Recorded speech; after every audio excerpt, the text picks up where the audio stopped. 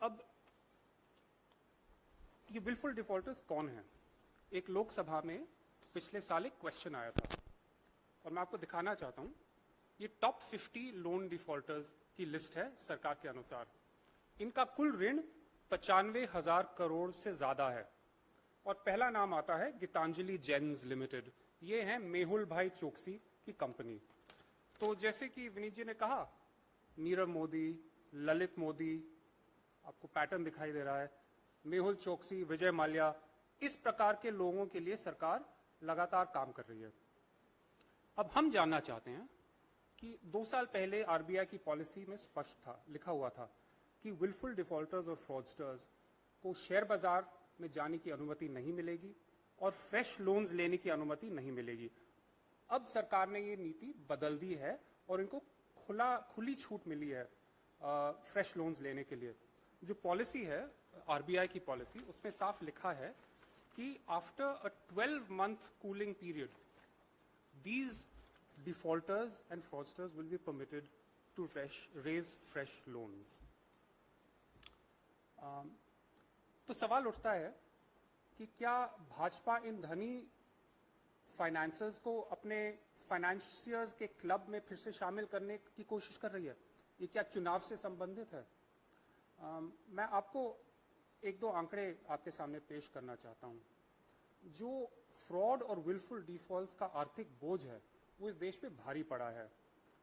Banking frauds अब UPA के शासनकाल के मुकाबले में बैंकिंग फ्रॉड्स मोदी सरकार के समय 17 गुना बढ़े हैं।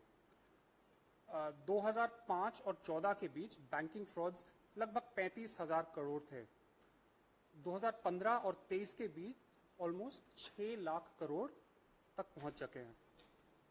और टॉप 50 विलफुल डिफॉल्टर्स की तो लिस्ट मैं आपको दिखा चुका हूं। अब जो लोन वेवर और राइट ऑफ का सवाल है, कई लोग कहते हैं कि write off and waiver is not the same thing.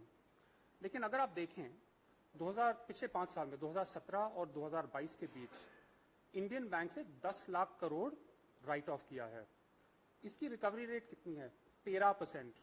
यानी कि हर 8 रुपए में से सिर्फ 1 रुपया वापस आ रहा है। यानी कि ऑलमोस्ट वेवर समझ लीजिए। अगर ढंग की रिकवरी हो रही होती तो कह सकते थे कि वेवर के बराबर नहीं है, लेकिन आंकड़ा साफ दिखाई दे रहा है कि 8 रुपए में से सिर्फ 1 वापस आ रहा है। क्या मिडिल क्लास और आम आदमी की जो ऋण है, जिसका कर्ज है, उसमें उसको अनुमति दी जा रही है कि 8 रुपए में से बस 1 रुपया लौटाकर आपको मुक्ति प्राप्त हो जाए? ये तो नहीं हो रहा। तो अंत में बस ये कहना चाहता हूं कि मोदी सरकार की नीति और नियत साफ दिखाई दे रही है।